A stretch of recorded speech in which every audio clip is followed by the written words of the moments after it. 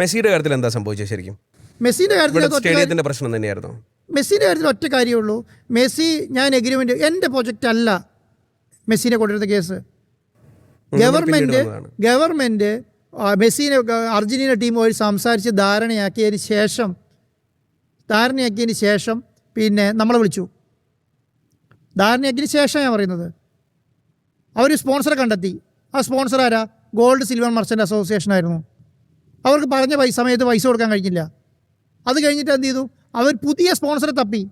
കേരളത്തിൽ എല്ലാവരെയും സമീപിച്ചു, എല്ലാ മാധ്യമങ്ങളെയും സമീപിച്ചു. പക്ഷേ ഇതിൻ്റെ ഏറ്റവും ഇമ്പോർട്ടൻ്റ് ആയിട്ടുള്ള ഘട്ടത്തിൽ, ഏറ്റവും ക്രൂഷ്യൽ ആയിട്ടുള്ള സിറ്റുവേഷനിൽ അബ്ദുൾ റഹ്മാൻ പറഞ്ഞത് ബാക്കി കാര്യങ്ങൾ സ്പോൺസർ പറയുന്നതാണ്. അല്ല, ഞാൻ പറയുന്നത് അത് കഴിഞ്ഞതിന് എന്ത് സംഭവിച്ചു?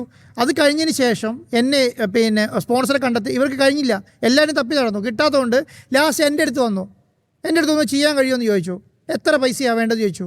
ഞാൻ ഏകദേശം ഒരു എമൗണ്ട് പറയാത്തതിന് കാരണം എനിക്ക് പറയാൻ പറ്റില്ലാച്ചിട്ടൊന്നുമല്ല. ഞാൻ വേണമെന്ന് പറഞ്ഞു. എനിക്ക് അർജന്റീനയായിട്ട് സംസാരിക്കണമെന്ന് പറഞ്ഞു. അർജന്റീനയിൽ പോയി അവരോട് സംസാരിച്ചു, എഗ്രിമെൻ്റ് വെച്ചു. അവർ പറഞ്ഞ അഡ്വാൻസ് കൊടുത്തു, എല്ലാം കഴിഞ്ഞ് പ്രോപ്പറായി അവർ പറഞ്ഞ സമയങ്ങളെല്ലാം കൊടുത്തു.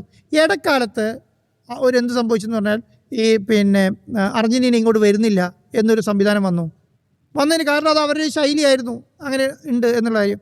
അത് പിന്നീട് പോയി ഡിസ്കസ് ചെയ്യും. അതുകൊണ്ടാണ് ഞാൻ അന്ന് പത്രസമ്മേളനം വിളിച്ച് പറഞ്ഞത് അവർക്കും കൂടെ ആവശ്യമുണ്ട്. കാരണം അവർക്ക് പൈസ കിട്ടിയിട്ടാണ് അവർ വരുന്നത്, അല്ലാതെ അവർ വെറുതെ വരുന്നതല്ല.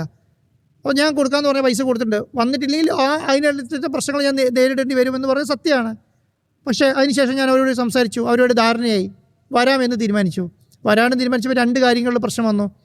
വരാനും തീരുമാനിക്കുമ്പോൾ ഒന്നാമത്തെ കാര്യം എന്ന് പറഞ്ഞാൽ 2 കോണ്ടിനെൻ്റലിൽ ആദ്യം 2 കളിയായിരുന്നു ഫിക്സ് ചെയ്തിരുന്നത്. ഒക്ടോബർ നവംബർ മാസങ്ങൾ. ലാസ്റ്റ് നവംബർ മാസമാണെന്ന് ഫിക്സ് ചെയ്തു, അത് അനൗൺസ് ചെയ്തു. അത് കഴിഞ്ഞിട്ട് എന്ത് ചെയ്യും, നവംബർ വിൻഡോയിൽ വരാമെന്ന് അനൗൺസ് ചെയ്തു.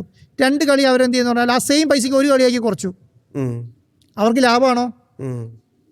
അവർക്ക് ലാഭമാണല്ലോ. 2 കളി 1 കളിയായി കുറച്ചു. ഞാൻ 2 കളിക്കാണ് ആദ്യത്തെ എഗ്രിമെൻറ്റ്. ആ സെയിം പൈസയ്ക്ക് 1 കളിയായി കുറച്ചു. അപ്പോൾ എനിക്ക് നേരെ ഇരട്ടിയായി പൈസ. 2 കളി എന്നുള്ളത് നേരെ ഇരട്ടിയായി. 1 കളിയെ കുറച്ചു. നവംബർ മാസം വരാമെന്ന് പറഞ്ഞു. എന്നിട്ട് ഈ 1 കളി അവർ അങ്കോളയ്ക്ക് സെല്ല് ചെയ്തു. അവർ എന്നോട് പറയുന്നതിന് മുന്നേ തന്നെ സെല്ല് ചെയ്തിട്ടുണ്ടായിരുന്നു. അങ്കോളയ്ക്ക് എന്ത് പ്രശ്നം? 2 കോണ്ടിനെൻ്റലാണ്. എല്ലാ പേപ്പറിലുണ്ട്, എല്ലാ എഗ്രിമെൻറ്റിലുണ്ട്, എല്ലാം അഡൻ്റാണ്. ആദ്യത്തെ ഒരു എഗ്രിമെൻറ്റ് 2 കളിക്ക് ഒരു എഗ്രിമെൻറ്റ് വെക്കുന്നു. അത് കഴിഞ്ഞൊരു അഡൻ്റ സൈൻ ചെയ്തു, 1 കളിയിലേക്ക് മാറുന്നു. ആ എമൗണ്ട് 1 കളിയിലേക്കായിട്ട് കുറയ്ക്കും. ആദ്യം കൊടുത്ത പൈസ തന്നെ സെയിം എമൗണ്ട് 1 കളിയിലേക്കായി കുറച്ചു. എന്നിട്ട് 1 കളി നവംബറിൽ ഫിക്സ് ചെയ്തു. അവർ 1 കളി അങ്കോളയ്ക്ക് കൊടുത്തു, 1 കളി നമുക്ക് തരാമെന്ന് പറഞ്ഞു. അത് അങ്ങനെ തരാൻ കളിക്കാൻ വരില്ല എന്നുള്ളൊരു പ്രൊപ്പഗൻഡ കൊണ്ടാണ്. കാരണം അതിന് ഏറ്റവും വലിയ കാരണം എന്താ? കേരളത്തിൽ സ്റ്റേഡിയമില്ല, കേരളത്തിൽ ഹോട്ടലില്ല, കേരളത്തിൽ ട്രാവൽ ചെയ്യാൻ കഴിയില്ല, കേരളത്തിൽ ഫ്ലൈറ്റ് ഇറങ്ങാൻ സ്ഥലമില്ല എന്നൊക്കെ അർജന്റീനക്കാരെ പിന്നെ വിശ്വസിപ്പിച്ചത് ഇവിടുത്തെ മാധ്യമങ്ങളാണ്.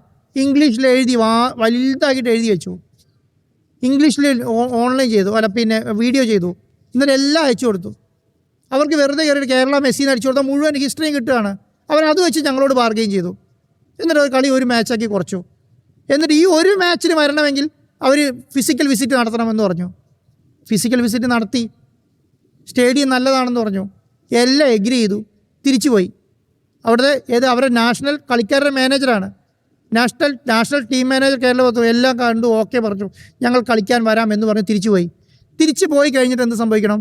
ഇതെല്ലാം കൂടി വെച്ചിട്ട് ഫിഫയ്ക്ക് ഒരു അപ്രൂവലിന് കൊടുക്കണം. ഫിഫയ്ക്ക് അപ്രൂവൽ കൊടുക്കുമ്പോൾ അതിനകത്തൊരു ഫോമുണ്ട്, ഫോം 1.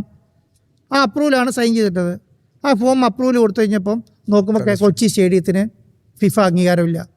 അതോടുകൂടി ഫിഫ അംഗീകാരമില്ലെങ്കിൽ പിന്നെ എന്ത് നടക്കും? പിന്നെ അവർക്ക് എന്താണ്, 2 കോണ്ടിനെൻ്റിൽ കളിക്കാൻ കഴിയുന്നില്ല. ഒന്നിൽ ഇന്ത്യയിൽ കളിക്കണം, അല്ലെങ്കിൽ അങ്കോളയിൽ കളിക്കണം. കാരണം 2 ഭൂഖണ്ഡങ്ങളിൽ ഇപ്പോൾ 5 മണിക്കൂറിൽ കൂടുതൽ ട്രാവൽ ചെയ്യുന്നിടത്ത് കളിക്കാൻ കഴിയില്ല. അതൊരു കളി കഴിഞ്ഞിട്ട് പെട്ടെന്ന് ട്രാവൽ ചെയ്യാൻ പാടില്ല എന്നാണ് ഫിഫ റൂള്. നടക്കില്ല. അപ്പോൾ 5 കളിക്കാരപ്പുറം പറ്റില്ല. അതുകൊണ്ട് എന്ത് സംഭവിച്ചു? അതുകൊണ്ട് ഒന്നിൽ അവർ ആ കളി ക്യാൻസൽ ചെയ്യണം, അല്ലെങ്കിൽ ഈ കളി കളിക്കണം. ഒന്നേ പറ്റുള്ളൂ. മാക്സിമം അവസാനം വരെ ചർച്ച ചെയ്തപ്പോൾ എന്താ വെച്ചു പറഞ്ഞാൽ ഞങ്ങൾ ഇങ്ങോട്ട് കളിക്കാൻ വരാം, ആദ്യം നിങ്ങൾ ഫിഫേൻ്റെ അപ്രൂവൽ എടുക്കാൻ പറഞ്ഞു. ഏതിന്? സ്റ്റേഡിയത്തിന്. കാരണം നമ്മുടെ എഗ്രിമെൻ്റ് ഉള്ളതുകൊണ്ട് വരാമെന്ന് പറഞ്ഞു. നമ്മളെ കൊണ്ട് സ്റ്റേഡിയത്തിൻ്റെ അപ്രൂവൽ എടുക്കാൻ കഴിഞ്ഞില്ല. ഇപ്പോൾ ഏകദേശം എത്ര രൂപ സ്റ്റേഡിയത്തിന് വേണ്ടിയിട്ട് മുടക്കിയിട്ടുണ്ടോ? ഞാൻ വിചാരിക്കുന്നത് ആ ലെവലിൽ ഒരു 70 കോടി രൂപയാണ് സ്പെൻഡ് ചെയ്യേണ്ടത്. എന്തുകൊണ്ടാണ് ഞാൻ അങ്ങനെ പറയാൻ കാരണം, ഈ ഒരു ഫിഫ സ്റ്റാൻഡേർഡിലെ സ്റ്റേഡിയം എന്താണെന്ന് ആദ്യം മനസ്സിലാക്കുക. ഞാൻ അതിന് ചുറ്റുമതിൽ വേണം എന്ന് പറഞ്ഞു. ചുറ്റുമതിൽ വേണം എന്ന് പറയുന്നതിന് കാരണം എന്താ? എനിക്കത് കെട്ടി അടച്ച് മറയ്ക്കാൻ വേണ്ടിയിട്ട് എനിക്കെന്തോ സ്വകാര്യ സംവിധാനത്തിന് വേണ്ടിയിട്ടാണോ? അങ്ങനെയല്ല. ഈ വലിയ കളിക്കാർ, ഇത് ലോകം ആരാധിക്കുന്ന മെസ്സിനെ പോലെയുള്ള കളിക്കാർ സ്റ്റേഡിയത്തിനകത്തുള്ള സമയത്ത് വലിയ ക്രൗഡ് സ്റ്റേഡിയത്തിന് പുറത്തുണ്ടാവും. അത് സ്റ്റേഡിയത്തിലേക്ക് തള്ളിക്കയറാതിരിക്കാൻ വേണ്ടിയിട്ടാണ് വലിയ കോൺക്രീറ്റ് മതിലുകൾ വേണമെന്ന് ഫിഫ റൂൾസിൽ പറയുന്നത്. മനസ്സിലായോ? അല്ലാതെ ഇവാക്യുവേഷൻ പ്ലാൻ്റെ ഭാഗമായിട്ട് ഇറങ്ങി ഓടാൻ വേണ്ടി തുറന്നിടാനല്ല പറയേണ്ടത്. ഉമ്മാ തോമസ് പറഞ്ഞെന്തറിയോ, കെ കരുണാകരൻ സ്റ്റേഡിയം പണിത സമയത്ത് എല്ലാം തുറന്നിട്ടത് എന്തിനു വേണ്ടിയിട്ടാണ്? എന്തിന് പ്രശ്നമുണ്ടായി പെട്ടെന്ന് എല്ലായിടത്തേക്കും മാറാൻ വേണ്ടിയിട്ട്. അങ്ങനെ മാറാനൊന്നും കഴിയില്ല. സ്റ്റേഡിയത്തിന് മതിൽ വേണ്ടത് അതിൻ്റെ അകത്ത് ഇരിക്കുന്നവർക്ക് അത്രയും വാല്യൂ ഉണ്ട്. കളിക്കുന്നവർക്ക് ലോകത്തെ ഏറ്റവും വലിയ 2-3 ടീമുകളാണ് കളിക്കാൻ വരുന്നത്. അവരെ കാണാൻ വേണ്ടിയിട്ട് പൊതുജനങ്ങൾ ഉള്ളിലോട്ട് തള്ളിക്കയറിയ വലിയ സ്റ്റാമ്പേഡ് ഉണ്ടാവും, വലിയ പ്രശ്നം ഉണ്ടാവും. അത് തള്ളിക്കയറാതിരിക്കാൻ വേണ്ടിയിട്ടാണ് എന്ത് സംഭവിച്ചത്? വലിയ മതിലുകൾ കെട്ടാൻ പറഞ്ഞത്. അത് ഫിഫേൻ്റെ ഒരു റൂളാണ്. ചുറ്റുമതിൽ ഇപ്പോഴും ചുറ്റുമതിൽ പല സ്ഥലത്ത് ബ്ലോക്കായി കിടക്കുകയാണ്. ഇൻറ്റീരിയറിൽ 26 ഗേറ്റ് വേണം ഇവാക്വേഷൻ പ്ലാനിൻ്റെ. 26 ഗേറ്റ് നന്നാക്കി. പുതിയ സീറ്റ് വേണമെന്ന് പറഞ്ഞു, പുതിയ സീറ്റ് നന്നാക്കി. പെയിൻറ്റ് കടും കളർ വേണം. രാത്രി ലൈറ്റ് ഇട്ട് കഴിഞ്ഞാൽ ലൈറ്റ് മാത്രമേ ഫോക്കസ് ചെയ്യാൻ പാടുള്ളൂ ഗ്രൗണ്ടിലേക്ക്. വെളുത്ത കളർ അടിച്ചു വെച്ചിട്ടുണ്ടെങ്കിൽ അതിന് റിഫ്ലക്ഷൻ വരും. അതിനോട് കടും കളർ മാത്രമേ സ്റ്റേഡിയത്തിന് ഇൻസൈഡ് പാടുള്ളൂ. നമുക്കറിയില്ല, നമ്മൾ പച്ച പെയിൻ്റ് അടിച്ച് വെച്ചേക്കാണ്. അതുകൊണ്ട് കടും കളർ വേണം. കടും കളർ പെയിൻ്റ് അടിക്കേണ്ടി വന്നു. അതിന് 2 കളറേ സ്പെസിഫൈ ചെയ്യാൻ പറ്റുള്ളൂ. ഒന്ന് റെഡ്, ഒന്ന് ഗ്രേയും. ഈ 2 കളറേ പറ്റുള്ളൂ. അപ്പോൾ എന്താ പറയുക, റെഡ് കണ്ടപ്പോൾ റിപ്പോർട്ടർ ടിവിൻ്റെ കളറാണെന്ന് പറഞ്ഞു. മനസ്സിലായോ? ആ ഗ്രേ അങ്ങനെയാണ് റിപ്പോർട്ടർ ടിവിൻ്റെ കളറാണോ? 2 കളർ. അത് കഴിഞ്ഞ് സ്റ്റേഡിയത്തിനകത്ത് ഫിഫ അപ്രൂവ്ഡ് ആയിട്ടുള്ള പിച്ച് ഉണ്ടാക്കുന്ന ആൾക്കാർ അവരെ കൊണ്ട് തന്നെ ചെയ്യിപ്പിക്കണം. അതിൽ പിച്ചിൻ്റെ കളർ ലൈൻ മാർക്ക് ക്ലിയർ ആയിരിക്കണം. എൻട്രി കറക്റ്റായിരിക്കണം. റൂമിലേക്കുള്ള കളിക്കാരുടെ റൂമുകൾക്ക് ഇത്ര ഹൈറ്റ് വേണം നിർബന്ധമാണ്. ഇതുപോലെ അതിൻ്റെ ഐസ് ബാത്ത് ഇത്രയും നല്ല ഐസ് ബാത്ത് വേണം നിർബന്ധമാണ്. അതിനെല്ലാം സ്പെസിഫിക്കേഷൻ ഉണ്ട്. VIP എൻട്രി എങ്ങനെ ഉണ്ടാവണം? VIP ഇരിക്കുന്ന ആൾക്കാർ, ടീം മാനേജർക്ക് ഇരിക്കുന്ന ആൾക്കാർ എങ്ങനെ വേണം? എങ്ങനെ സോഫ വേണം? ഇത്രയും കാര്യങ്ങൾ നമ്മൾ ചെയ്ത് കഴിഞ്ഞിട്ടും ഇനിയിപ്പോൾ മന്ത്രി പറയുന്ന പോലെ മാർച്ചിലേക്ക് മെസ്സി വരും എന്ന് പറയുന്ന ഒരു തീരുമാനത്തിൻ്റെ പുറത്താണ് ഞാൻ പറയുന്നത്. ഈ സ്റ്റേഡിയം അപ്രൂവൽ ഈ ആഴ്ച കൂടെ കിട്ടും. അപ്രൂവൽ കിട്ടിക്കഴിഞ്ഞാൽ ഈ കളി അർജന്റീന അപ്രൂവൽ കിട്ടിയിട്ടുണ്ട്. അർജന്റീനയോട് സംസാരിച്ച് കഴിഞ്ഞാൽ മാർച്ചിൽ ഒന്നിലും അവർ പൈസ തിരിച്ചു തരണമല്ലോ. ഞാൻ വിചാരിക്കുന്നില്ല അവർ പൈസ തിരിച്ചു തരാൻ വേണ്ടി നിൽക്കുന്നു. കാരണം അവരെ കയ്യിൽ കിട്ടിയ പൈസ, നല്ല പൈസ അവരുടെ കയ്യിലുണ്ട്. അതുകൊണ്ട് അത് തിരിച്ചു തരാൻ വേണ്ടി നിൽക്കില്ല. അതിന് പകരം അവർ കളിക്കാൻ തന്നെ വരും. അതിനെക്കുറിച്ച് ധാരണയില്ലാത്തതുകൊണ്ട്. ഇനിയിപ്പോൾ ആകെ ഒരു പ്രശ്നം എന്ന് പറഞ്ഞാൽ ഫൈനലിസിമ എന്ന് പറഞ്ഞൊരു കളിയുണ്ട്. ആ കളി ഖത്തറിലാണെന്നാണ് ഇപ്പോൾ തീരുമാനമായത്. അപ്പോൾ ഖത്തറിലാകുമ്പോൾ സെയിം കോണ്ടിനെൻ്റിലാണ്, സെയിം ഭൂഖണ്ഡമാണ്. അപ്പോൾ അവർക്ക് 5 മണിക്കൂറേ അവിടെ വന്നാൽ ഇങ്ങോട്ട് വരേണ്ട കാര്യമുള്ളൂ. കുറച്ചും കൂടെ നല്ലതാണ് നമുക്ക്. അതുകൊണ്ട് കളി നടക്കും. ആൻഡ് എപ്പോഴും ഉറച്ചു വിശ്വസിക്കുന്നത് മെസ്സി മാർച്ചിലേക്ക് വരുന്നതാണ്. മാർച്ചിലേക്ക് വരുമെന്നാണ് ഞാൻ വിശ്വസിക്കുന്നത്. മാർച്ചിലേക്ക് കളി നടത്തും. റിപ്പോർട്ട് കേരളത്തിൻ്റെ ഫുട്ബോൾ ചരിത്രത്തിൽ ആൻഡോ അഗസ്റ്റിൻ്റെ പേരുണ്ടാവും മാത്തു. ഒരു ഡൗട്ടും ആ കാര്യത്തിനകത്ത് വേണ്ട. നടത്തിയെടുക്കും. അത് മാത്രമല്ല, ഫുട്ബോൾ ചരിത്രത്തിൽ ആൻഡോ അഗസ്റ്റിൻ്റെ പേരുണ്ടാവും, അല്ലെങ്കിൽ അഗസ്റ്റിൻ ബ്രദേഴ്സിൻ്റെ പേരുണ്ടാവും. ഞാൻ ഒരു തെറ്റും ചെയ്തിട്ടില്ല. ഞാൻ എന്തിനാ മാത്തോ ഈ കൊച്ചി ഇൻ്റർനാഷണൽ സ്റ്റേഡിയം ഇത്ര പുതുക്കി പണിയേണ്ട കാര്യം എന്താ? എൻ്റെ പൈസ അവിടെ കിടക്കുകയാണ്. ഈ സ്റ്റേഡിയം ഇല്ലാത്തതുകൊണ്ട് ആ പൈസ നഷ്ടപ്പെടണോ? ഈ സ്റ്റേഡിയം പണിയുന്നതാണോ? ആ പൈസയും കൂടെ കൂട്ടിയിട്ട് ജനങ്ങൾക്ക് ഉപകാര രീതിയിൽ കളി നടത്തുകയാണോ വേണ്ടത്? ഞാൻ നന്മയോട് കൂടിയിട്ടേ ചെയ്യാൻ ഉദ്ദേശിച്ചിട്ടുള്ളൂ. ഈ സ്റ്റേഡിയം ഞാൻ എൻ്റെ തലയിൽ എടുത്തുകൊണ്ട് വെച്ച് പോകില്ലല്ലോ. ഞാൻ ഈ കളി പണിതതിന് ശേഷം, കളി നടത്തിയതിന് ശേഷം ഈ സ്റ്റേഡിയം അവർക്ക് കൊടുക്കല്ലേ ഉള്ളൂ. എന്തൊരു ക്രൂരത കേരളത്തിലെ മാധ്യമങ്ങൾ നടത്തിയത്. ഞാൻ ഒരു കഷ്ണം മരം മുറിച്ചോ? ഹൈബിക്കൊക്കെ പൊളിറ്റിക്സ് മാത്രമേ ചിന്തിക്കുന്നുള്ളൂ. കേരളത്തിൻ്റെ ശാപം അതാണ്. ഞാൻ എന്ത് തെറ്റാ കൊച്ചി സ്റ്റേഡിയത്തിൽ ചെയ്തത്? ഞാൻ എന്തെങ്കിലും ചെയ്തോ? ഒന്നും ചെയ്തിട്ടില്ലല്ലോ. എന്നെ സംബന്ധിച്ചിടത്തോളം സ്റ്റേഡിയം എന്ന് പറയുന്നത് ഒരു ഇൻ്റർനാഷണൽ സ്റ്റേഡിയമാണ്. ഇന്ത്യയിലെ ഏറ്റവും നല്ല സ്റ്റേഡിയം. നിങ്ങൾ 1-ാം തീയതിക്ക് ശേഷം പോയി കണ്ടോളൂ. ആകെ പ്രശ്നം വരെ ഈ മതിൽ ഇവർ പണിയാൻ സമ്മതിച്ചിട്ടില്ല. മതിൽ പൂർത്തീകരിക്കാൻ കഴിഞ്ഞിട്ടില്ല. മതിലിപ്പോഴും എഴഞ്ഞു നീങ്ങുകയാണ്. ആ മതിലിൻ്റെ പണി കഴിഞ്ഞാൽ എനിക്ക് ടാറിങ് കംപ്ലീറ്റ് തുടങ്ങാൻ പറ്റുള്ളൂ. എത്ര കാലം വരെയാണ് നമുക്ക് ഈ സ്റ്റേഡിയം? എനിക്ക് ഈ കളിക്ക് വേണ്ടിയിട്ട് മാത്രമേ ഞാൻ എടുത്തിട്ടായിരുന്നുള്ളൂ. അത് നവംബർ 17-ാം തീയതി കളി ഫിക്സ് ചെയ്തുകൊണ്ട് നവംബർ മാസം അവസാനം വരെ തന്നിട്ടുണ്ടായിരുന്നു. അത് കഴിഞ്ഞ് എനിക്ക് സ്റ്റേഡിയം വേണ്ട. അതുകൊണ്ട് ഇപ്പോൾ ഞാൻ ഏറ്റെടുത്ത വർക്ക് വഴിക്കിട്ടത് ശരിയല്ലാത്തതുകൊണ്ടാണ്. എന്നെ സംബന്ധിച്ചിടത്തോളം എനിക്കത് കളി നടക്കാതെ അവിടെ ഇട്ടാൽ പോരെ? സർക്കാരിൻ്റെ പ്രോജക്റ്റ് സർക്കാർ വേണമെങ്കിൽ നടത്തിക്കൊള്ളാൻ പറഞ്ഞാൽ പോരെ?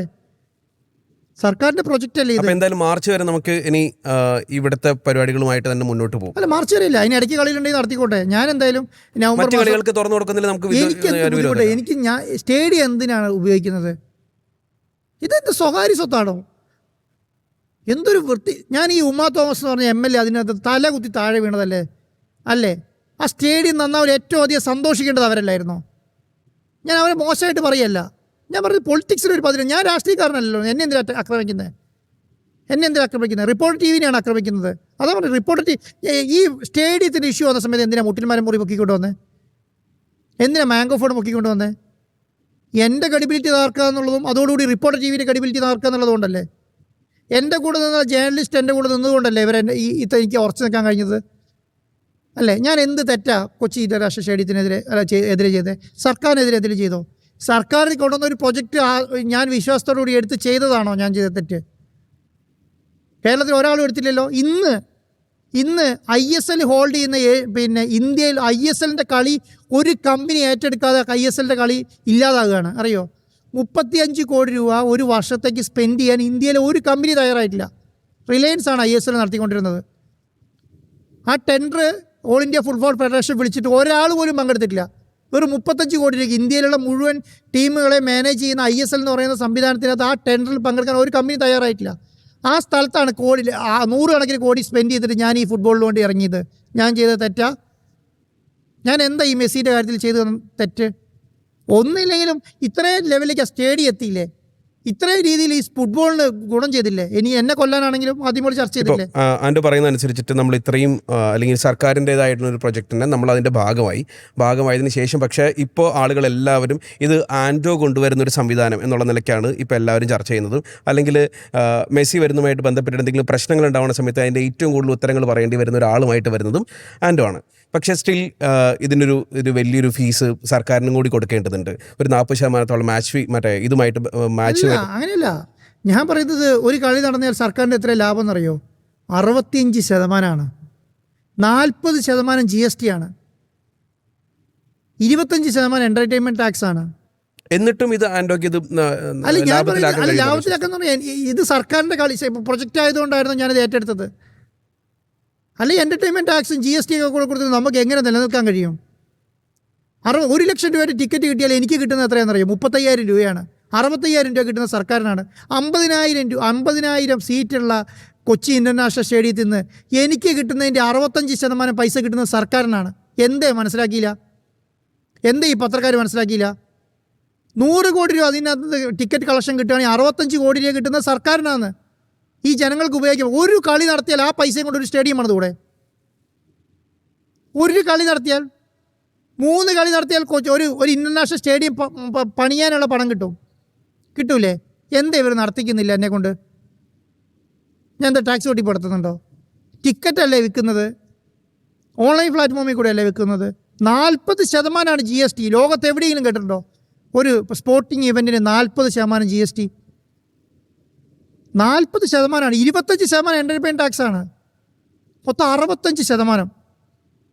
ഞാൻ എടുക്കുന്ന സമയത്ത് 40% GST ഇല്ല കേട്ടോ. ഞാൻ സൈൻ ചെയ്യുന്ന സമയത്ത് എഗ്രിമെൻറ്റ് സൈൻ ചെയ്യുന്നത് 18% GST. ഇപ്പോൾ വന്ന വ്യത്യാസത്തിൽ ഇപ്പോൾ വന്ന GST പരിഷ്കരണത്തിലാണ് 40% ഉയർത്തിയത്. അപ്പോൾ ഞാൻ അനുഭവിക്കുന്ന പ്രശ്നം എത്രയ്ക്കാണ്? ഞാൻ വേറെ വലിയൊരു കമ്പനി പൊട്ടിപ്പൊളിഞ്ഞ് തകർന്ന് തരിപ്പണായി ഉണ്ടാവില്ലേ? തരിപ്പണുണ്ട്. നമ്മൾ ചെയ്തൊരു ജനങ്ങൾക്ക് ഉപകാരമുള്ള സർക്കാരിൻ്റെ കൂടെ നിന്ന് ഒരു പ്രൊജക്റ്റ് ചെയ്തു എന്നുള്ളത് തെറ്റ്. അതിൻ്റെ ഉത്തരവാദിത്വം അതിൻ്റെ പാവോരം ഞാൻ ഏറ്റെടുക്കാനായി തയ്യാറാണ്. ഒരു സമയത്ത് മന്ത്രി പറഞ്ഞു സ്പോൺസറോട് ചോദിക്കുന്നത്. കാരണം ഞാനായിരുന്നു സംസാരിച്ചത്. ഒരു സ്റ്റേജ് വിട്ട് കഴിഞ്ഞപ്പോൾ ഇതൊന്നിൽ പൈസ തിരിച്ച് മേടിക്കട്ടെ. കാരണം സർക്കാർ ഇടപെടുന്നതിന് പരിധി ഉണ്ടായിരുന്നു. ഒന്നിലെ പൈസ തിരിച്ച് മേടിക്കണം, അല്ലെങ്കിൽ കളി നടത്തണം. അതിനകത്ത് ഡിസ്കഷൻ നടത്തിയത് ഞാനാണ്. കാരണം ഞാനാണല്ലോ ഇത് വിശ്വസിച്ചിട്ട് പൈസ മുടക്കിയ ആൾ. അപ്പോൾ എനിക്കല്ലേ തിരിച്ചു മേടിക്കാൻ കഴിയുള്ളൂ. ഇപ്പം എല്ലാവരും കൂടെ കൈ മലർത്തിയാൽ എൻ്റെ പൈസ നഷ്ടപ്പെടില്ലേ? കാരണം ഞാൻ അധ്വാനിച്ചുണ്ടാക്കിയ പൈസയാണ് മാത്തു. എൻ്റെ വയസ്സ് 35. ഞാൻ 22ാമത്തെ വയസ്സ് തുടങ്ങിയിട്ട് ഇത് അനുഭവിക്കുകയാണ്. 22ാമത്തെ കേരളത്തിലെ മാധ്യമങ്ങൾ എന്നെ തകർക്കാൻ തുടങ്ങിയത് 22ാമത്തെ 23ാമത്തെ വയസ്സ് തുടങ്ങിയിട്ടാണ്. ഞാൻ അത് തുടങ്ങിയിട്ട് അനുഭവിക്കും. ഈ 35 വയസ്സിനിടയ്ക്ക് 300 വയസ്സുള്ളവൻ്റെ പഴി ഞാൻ കേട്ടിട്ടുണ്ട്. എന്ത് കാരണത്തിനാണ്?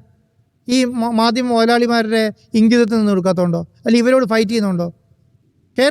കേരളത്തിൽ ഏറ്റവും കൂടുതൽ ഫൈറ്റ് നടക്കുന്ന ബിസിനസ് എന്ന് പറയുന്നത് മാധ്യമരംഗമാണ്. ആൻഡോയുമായിട്ട് അടുത്ത ബന്ധമുള്ള ആളുകളൊക്കെ പറയുന്നത് ആൻഡോ അത്യാവശ്യം നന്നായിട്ട് ചിരിക്കുകയും ആസ്വാദന ശേഷിയൊക്കെ ഉള്ള ഒരാളായിട്ടാണ്. പക്ഷേ ആൻഡോനെ കുറിച്ച് ആളുകൾ പറയുന്ന സമയത്ത് ആൻഡോയുടെ മുഖം ആളുകൾ ആലോചിക്കുന്നത് ഒരുപാട് സ്ട്രെസ്സോട് കൂടിയിട്ട് അല്ലെങ്കിൽ ബഹളം ഉണ്ടാക്കുന്ന മാധ്യമക്കാരോട് അല്ലെങ്കിൽ പ്രസ് മീറ്റിന് പൊട്ടിത്തെറിക്കുന്ന ഒരാളായിട്ടാണ്.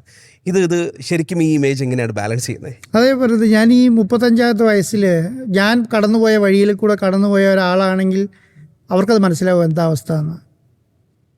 കാരണം ഞാൻ പൊട്ടിത്തെറിക്കുന്നത് എന്തുകൊണ്ടായിരിക്കും? ഞാൻ തെറ്റിയാത്ത കേസിനകത്ത്, ഞാൻ പറയാത്ത പിന്നെ ബസ്സിനെ എൻ്റെ പ്രൊജക്റ്റല്ല, ഞാൻ ഇതിനു വേണ്ടി സപ്പോർട്ട് ചെയ്ത് ഇറങ്ങിയ ആളാണ്.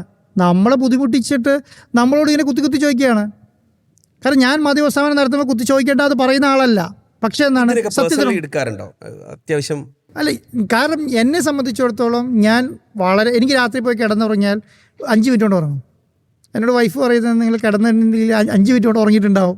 ഇപ്പോഴും എനിക്ക് എത്ര പ്രശ്നം വന്നാലും ഞാൻ അങ്ങനെയാണ്. പക്ഷേ ഇതിൻ്റെ അകത്തൊരു പ്രശ്നം എന്ന് പറയുന്നത് ഇത് ജനങ്ങളെ ചീറ്റ് ചെയ്തു എന്നുള്ളൊരു നെഗറ്റീവ് കേരളത്തിലെ മാധ്യമങ്ങൾ ഉണ്ടാക്കി.